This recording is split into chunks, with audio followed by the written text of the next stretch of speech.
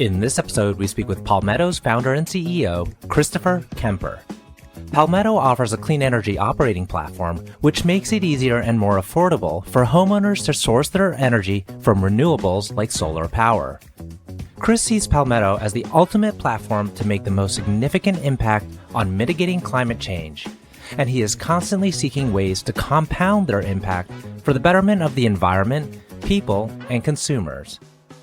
Chris is currently a Goodwill ambassador for the UN Environment Program and a chairman for Pay It Forward for Climate. I'm your host, RJ Lumba. We hope you enjoy the show. If you like the episode, click to follow. Chris, thanks for joining us. Thanks for taking the time. Yeah, thanks, RJ. Thanks for having me. I appreciate it. Where I thought we'd kick off is this combination of being an environmentalist and entrepreneur. I think there's many people out there that do have a focus on the environment. They want to contribute. They want to have impact. They don't know necessarily how to have impact at scale. You've managed to do that. Tell us about that kind of balance or maybe synergy of being focused on the environment, but also being an entrepreneur. Well, I think you start with I grew up with a family that was very insistent on what I did for a living really mattered. So my father was a physician and my mother was a school teacher. And so kind of ingrained in my thinking or my DNA was literally what I do with my life, not just career, but life on the whole, has to have some meaningful impact for the betterment of others. And I just naturally gravitated towards the environmental topic. And over time, I think that kind of like continuing to link back to that was super critical by way of like emission orientation. I think it was an interesting cocktail growing up in the sense of there was the, why the mission mattered component, but equally my father's physician was also an entrepreneur. And I actually am a fourth generation entrepreneur. So risk is in my blood, no pun intended. And, my first business was age 8. It was a baseball card business, maybe more on that later if you'd like. But then flipping homes through high school to college to you name it, it's just always been there. So there's kind of like that risk tolerance with the outsized return focus and interest coupled with the mission element. So as time went on, it was really important that if you almost kind of envisage these two ideological kind of circles overlap right in the middle, that fulcrum of that Venn diagram, that's where I had to kind of like land things. And so that was a very hard thing to pursue, certainly a couple of decades ago when I started off, in the sense of there was just not a lot of opportunity within the environmental realm. I think it's a very different scenario here. I often refer to that as clean tech 2.0, as a technology-driven environment. And there's just so much opportunity to drive the environmental agenda for entrepreneurs. So that's kind of like how it started. And that's where we are today. Yeah. Yeah, what's interesting is it seems like, and correct me if I'm wrong, you started out with the United Nations. And so it's more of this NGO kind of nonprofit side, and then, maybe going into financial services. So approaching kind of the environmental sector or climate change sector in that way, but you managed to transition out into entrepreneurship. Was it that first step you were just purely mission focused? That's right. I mean, prior to the UN, I was very focused on kind of management consulting all within the environmental arena. And so I think from my perspective, after graduate school and among other things, I arrived at the UN. I was very excited about this is kind of like the best of the best when it comes to policy drivers. And I think what I saw there was, yes, in fact, from like a global environmental awareness, for sure, that's the place to be. However, I wanted to drive a more tangible impact on the ground. What I started to observe early on in my career, this is as policy frameworks were being developed across, at the time, it was throughout Asia, Southeast Asia, and Latin America, but policy frameworks were allowing for capital flow to come in and then real tangible projects being built. And by that, I mean like wind farms or, energy projects or hydroelectric projects and things like that. And it's just awesome to see how you can establish a policy, create the environment for capital to come in, And then it gives rise to all of these entrepreneurs that are saying, actually, I know how to do this, or, the whole kind of capital ecosystem kicks off. So I looked at that and I thought, listen, if I'm able to understand the policy side and bring that skill set to the capital market side, how can I actually start to drive more of a tangible impact? So I performed a career shift, which is a very uncomfortable thing for most people to do. I left one arena where, I had a great CV, graduate school, and those kind of elements of pedigree behind me, and started all over. And as moving to London on an origination structured finance desk within a financial service firm there, I mean, I was fetching tea, I was effectively the lowest level on a trading floor and had to work my way back up again. And I think that's humbling experience, but equally it helped motivate a guy like me even further. So I think that, within the clean energy, clean technology environment, I think it's quite helpful to have skills in one or two areas and then kind of call that your corner, and then build out from that point forward. In these conversations with entrepreneurs, I like to touch on the theme of willingness to take risk and willingness to start over. And it's evident that you've done that. You almost can't be a successful entrepreneur unless you're willing to really embrace the risk. When you started Palmetto, did you ever think it could get this big? I naively thought it would get this big. I think, to be candid, I don't think I ever would have started Palmetto if I knew it was going to be this hard. And here we are 15 years later almost. I had visions of how ultimately, and it's still the same mission today as it was, in late 2009, which is lead the world towards a clean energy future. And that's, effectively we stumbled and failed and tried and started over for a decade, cash flowed the company for a decade. And in that sense, we were ahead of product market fit. And that's the right way to frame that, just that era. As we raised in 2018 in our first round with Graycroft and others, and then to where we are today, we started to really see that, wow, there's some significant traction to our model. And I think had I looked back at that in late 2009, there's just no chance that I would have seen it that way. I think where I am now, though, is I have far bigger expectations for this organization and our industry on the whole. I also feel an enormous burden to really perform and extremely well within this organization. This industry on the whole needs a leader in the pack, which we don't have for the clean tech space. And that's what, now in terms of next phase of the mission, that's what we're executing against. So you kind of take it one phase at a time, and then you see where you end up thereafter. And I think that was kind of more my mindset in the early days. Now there's just this more serious aspect of, wow, we have a lot of investors, a lot of employees, a ton of customers and partners. And, I really got to make sure that this company's here for the long term. We'll go back to this kind of early part of your journey, but for the benefit of our audience, can you tell us what Palmetto does and kind of the market it plays in? Yeah, of course. Sure. Palmetto is a technology company. And so we build products and services for homeowners and businesses that accelerate the mass adoption of clean energy. We primarily focus on technology as the scale factor, and then build on a user-based, a user need scenario, those products and services. So currently we service the US market, but with ambitions to expand beyond over time. And is it primarily solar? It has historically been solar. We have built out software technology that provides energy advisement to the consumer that now it'll launch later this quarter, that helps recommend a wider range of products for the consumer to help them transition off of the grid or reduce their fossil fuel grid reliance. So that could include a wider range of product lines. So it could be solar, storage, EV charging, smart home products, HVAC, heat pump, you name it. So the way we look at the world is that there's a ton of entrepreneurs that are entering this space.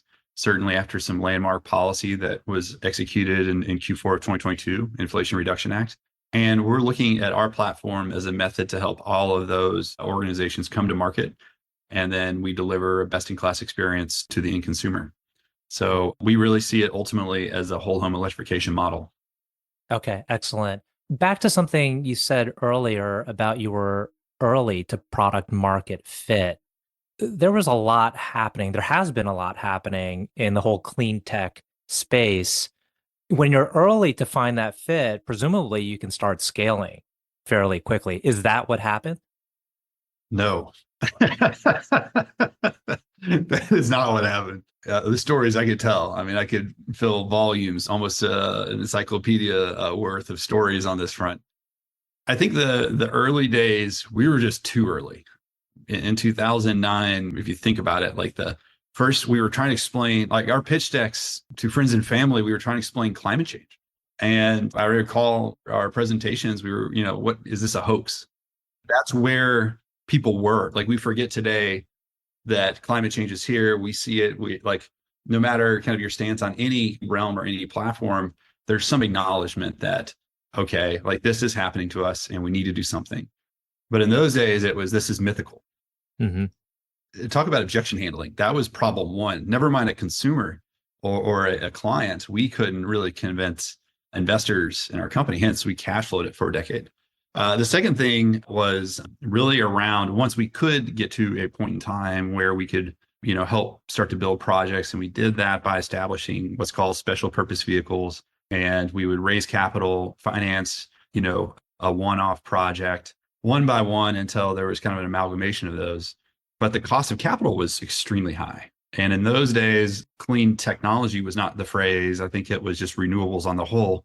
But we were considered what was called an esoteric investment class, which is kind of like, a nice way of saying, and this is in London, like you're kind of a quirky little company, aren't you? And we're going to charge you extremely high rates for that. And that cost of capital was mid 20s in terms of return on investment. And relative to today, to put in perspective, you're talking about 5 to 8% borrowing rates. In those days, you're talking 25, 30%. And that was prohibitively high cost of capital to basically build anything. And so the places where we would go to build our projects were primarily in least developed countries. And those would be places I would say most people have not gone or traveled to, but kind of off the beaten path places where we would build run-of-river hydro projects or wind projects, waste energy projects, never solar at the time because the hardware technology was too expensive. And for those reasons, they had relied on oil, importation of oil and diesel generators, diesel gensets. And so we were almost at parity with the cost of their oil, except we were a little bit more reliant because the shipment of oil and logistics of that were more complex and less reliable. So we hardly at all had a market to pursue.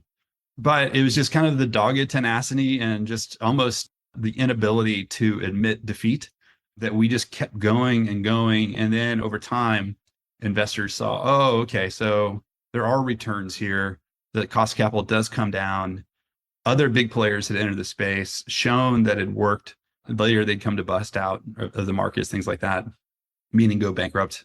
But as over time, logarithmically, like it improved, and then that helped drive the market. But it took an extremely long time to get there. And that is the painful truth about being too early. Yeah. I'm so fascinated by this because I was working in investment banking, and during this kind of a fairly long time frame where clean tech went boom and bust. Oh, yeah. And I imagine if we plotted out all of these startups or clean tech renewables companies across a map, we would see that the large majority failed, Yes. right? The question is, would more have succeeded if they had a different mindset and approach? It seems to me that you persevered. I presume it's not just intelligence, right? It's drive. Were there like extremely hard time frames, periods where you thought you might never get out of those dark days? Oh, yeah. Yeah. I think there are two stories I can share. One is in the earlier days, we had just leased a very large piece of land for a solar project on the United Kingdom feed-in tariff and just hired a bunch of people. And my father had just retired after 35 years of being a physician. And again, we grew up in a low middle income, household. We not like super well to do or anything. So when he retired, he was selling his office building, and that was a big deal. That was his retirement. Anyway, the project had failed. The feed-in tariff was basically eliminated by Her Majesty, basically in England, and that meant that the project failed. And in doing so, I came home to my wife that night and I'm like, we're done. This is year 8 of business. And she's like, listen, you should at least tell your parents. It's not like I grew up in some well-to-do family where, someone can loan me money or something. She's like, well, you do know that your father had just sold his building and that's part of the retirement. I'm like, yeah, that's the retirement. She's like, at least tell them. And not kidding you, that he had closed an escrow that day, wired the money the next day, no questions asked, so that we could make payroll. And I explained to him, like, I don't know that I'll ever be able to give you this money back. And he's like, well, you will. You'll figure it out. Like, those are moments where that just survived another 2 weeks, by example. A failed project. We lost all our money in that. I had to turn to our teammates, which is what we call our employees. And I had to explain to our teammates, like, we might not make it. And anyway, that wire came through. We made payroll in time and then figured it out from there. And so, in those moments, it's just super hard. And then the pressure of letting others down is even greater, right? I could tell you then 2, 3 years later, we had turned it around to some extent.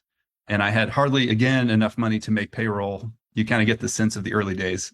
Making payroll is a big deal. And I went for my venture capital presentation, and my CTO at the time and I went, we pitched to Graycroft, and it's a boardroom of about 20 individuals. And when I went in to pitch, the night before, the entire right side of my face broke out in shingles, which is basically when your body says the stress level is far too high. Mm-hmm. And I was in New York. I couldn't go see a doctor or anything. So I ran off to like a local beauty salon where they would just put makeup and patch over my face. And luckily, to my left was one really nice guy, David Stern, the late David Stern, who was an advisor at Graycroft at the time. And he looked at me. He's like, "You're going to be okay." And I was like, "Yeah, that's awesome."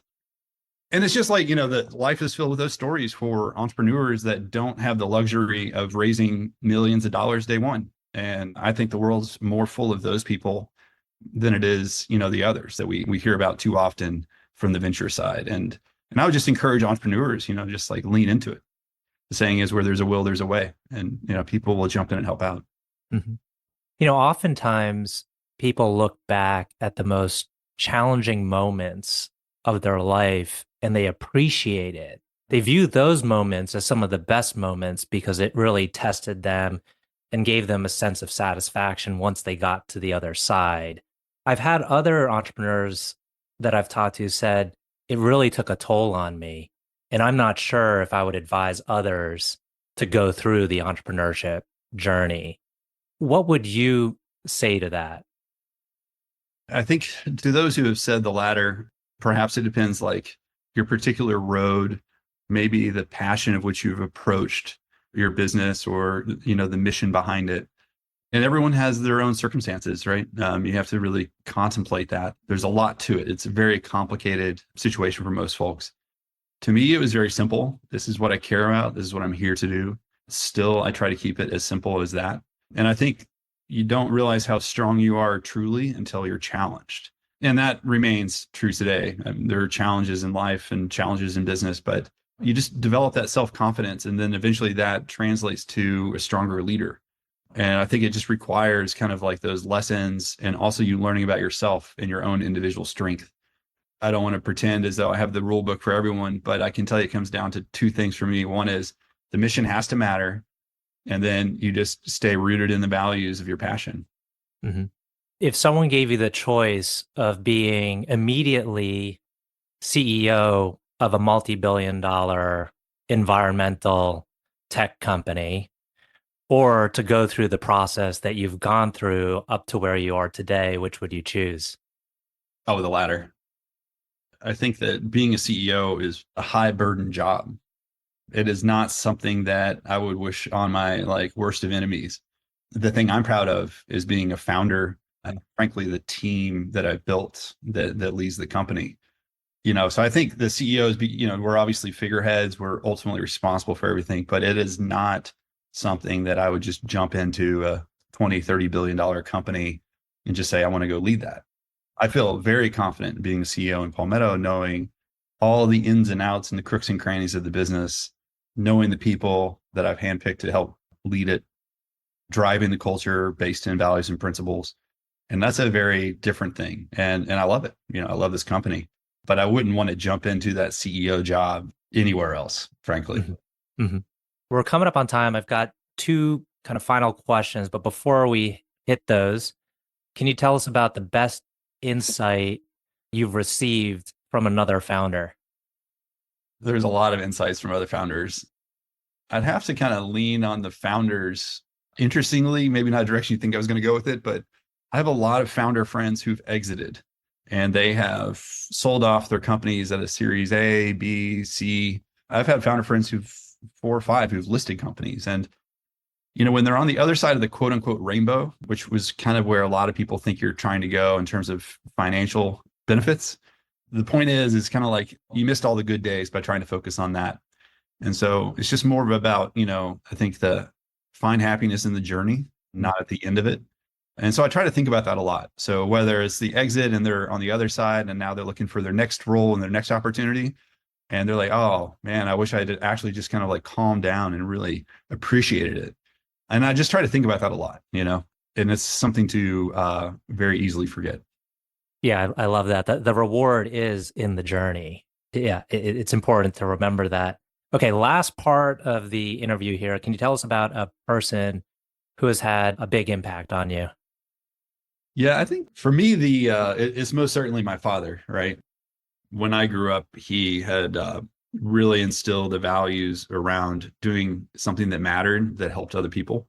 I think he thought I was going to be a doctor, but that's not the direction I chose. And then, I've been an entrepreneur in training since I was 9 years old, and I've run and built various businesses. He taught me everything in terms of coming up with ideas to how to think creatively, how to challenge conventional wisdom, how to problem solve and generate an income. And I think about that a lot. And that kind of really led to where I am today. And that's probably easily the most outsized, profound influence I've had. Excellent. Last question. The answer may be the business you currently run, but I ask this as a standard closing question. Can you tell us about a charity cause or other endeavor that you are very passionate about? Yeah, I mean, I think as a starting point, I love that question. I think as a starting point at my core, I'm a climate activist. So I do believe that the planet cannot wait for us, or myself included in that, to accumulate wealth over a period of 30, 50 years and then pass it forward, kind of like the old school guard of how philanthropic kind of exercise used to work. So for that reason, I've created a charity and an initiative on the whole called Pay It Forward for Climate, which is an initiative I set up to help early stage entrepreneurs kickstart their businesses through development training, mentoring, and investment. I've got to meet a lot of awesome founders. I spent a ton of time, with early stage entrepreneurs, and they have a passion for everything from saving rainforests to driving circular economy to driving kind of more often than not, something within the software, clean tech, climate tech software space. In conjunction with that, I was honored to recently become an advocate for the United Nations to help spur investment into those early stage environmental companies across the globe. So the way I see my job and my responsibility is, yes, Palmetto is going to do well by its investors, shareholders, and teammates. But my portion of that is as soon and as quickly as possible, pay it forward for climate. And that's where my heart is. And I get a thrill out of that. Excellent. That's a great note to end on. And we'll put a link in the show notes. Chris, want to thank you again for taking the time. This has been an awesome conversation. RJ, thanks so much. I appreciate it.